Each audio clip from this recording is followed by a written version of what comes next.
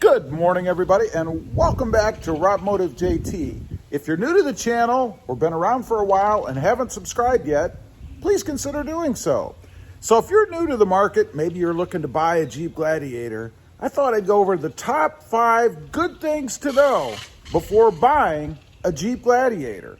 First of all, the room inside. Okay, we've just hopped in here, and I gotta tell you, it's very spacious in here. You know, for a mid-sized truck, you think it would be a little bit confining, right? Kind of like it is in my Toyota Tacoma sitting right up there.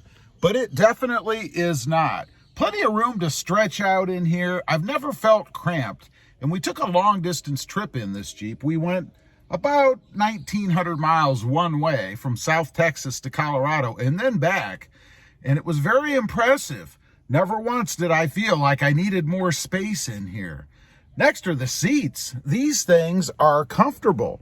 You know, when you're sitting in here for hours and hours and hours, it starts to wear on you if the seats aren't any good. And I never noticed that in the Jeep Gladiator. Never did my back hurt. You know that pain that you get sometimes right below your legs, about mid-thigh underneath, starts to bug you a little bit? Never experienced that in the Jeep Gladiator. And frankly, I was amazed. I really expected it to be rough. I mean, it's a truck and it's a Jeep, but it wasn't. Number 2, it is quick.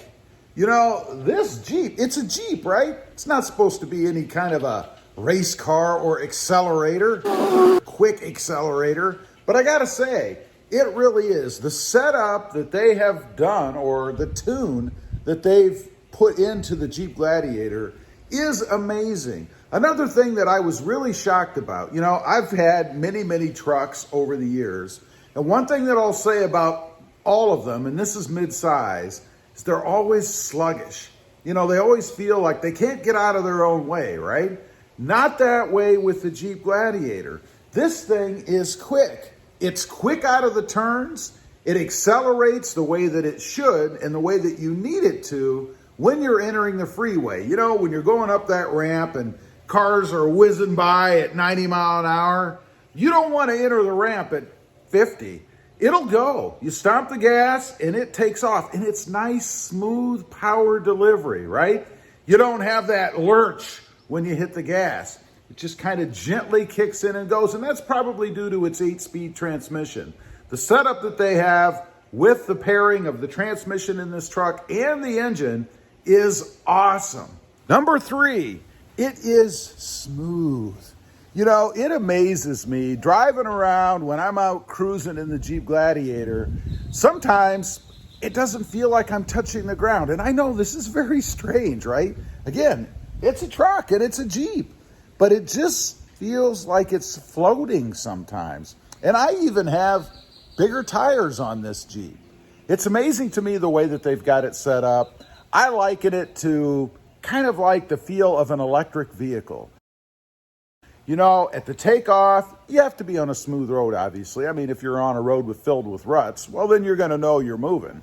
But on a smooth road, when you take off, it almost feels like you're gliding.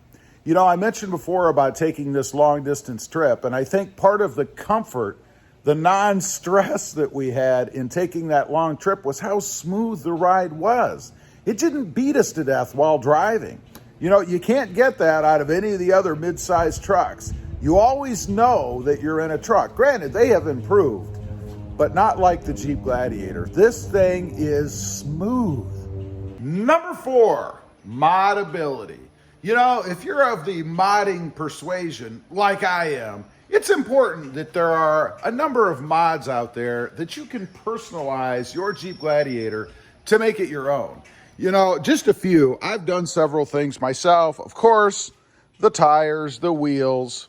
Walking around here, we've put the stubby front bumper on, changed out the grille to make it black, put the guards on the headlights, put a nice white reflector on the side, new antenna there, side steps, of course, tonneau cover, new tail lights, different bumper. It's a stock bumper, but wanted the extra tow hook back here. Walking around to take a look on the inside, we've put the Sunrider soft top on, making it easier to go top open. I've even changed the radio to the bigger screen. I didn't have the bigger screen in here.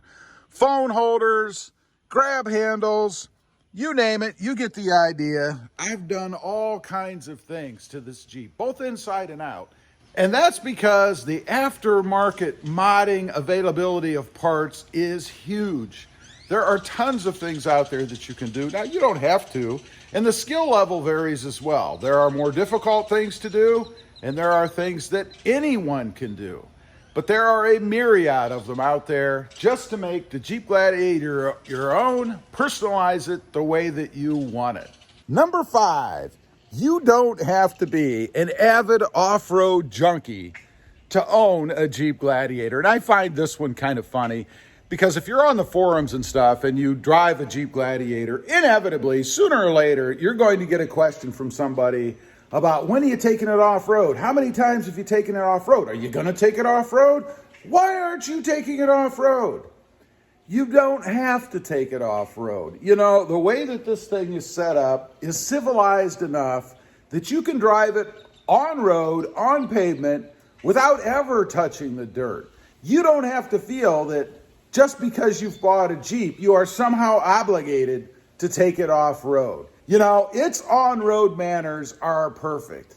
There's no reason to feel like you have to take it off-road simply because it's a Jeep. You know, we'll leave that to the two-door Jeep Wrangler types. And it's not to say that the Jeep Gladiator can't go off-road. It certainly is capable, but you don't have to do it. And a matter of fact, people that own four-wheel drives, about 96% of them never go off-road. So don't feel that you can't buy a Jeep Gladiator simply because you're never going to take it off-road and you don't have any plans to do so. Anyway, I just wanted to get on here, go over the top 5 good things that you should know before you buy a Jeep Gladiator. You know, this is actually my second one, and they are awesome. I can't see a time where I will not have a Jeep Gladiator in my stable. They're just that good, and I would rank it probably in the top 3 most favorite vehicles that I've ever owned, and I've owned over 70. Anyway, leave a comment, let me know what you think. What's holding you back from buying a Jeep Gladiator if you're in the market and you're interested in one? I'd be curious to know. Also, real quick, I do have 2 additional channels. The first is Rob Motive, all about my 2020 Toyota Tacoma. And the second is my newest Rob Motive Tundra, about my hunt for the upcoming redesigned 2022 Toyota Tundra. Check them out, and if you're interested, please consider subscribing. Don't forget to click that notification bell so that you don't miss out on any upcoming videos. And do me a favor, smash that subscribe button on the way out. Thanks for watching. Stay safe out there. Bye.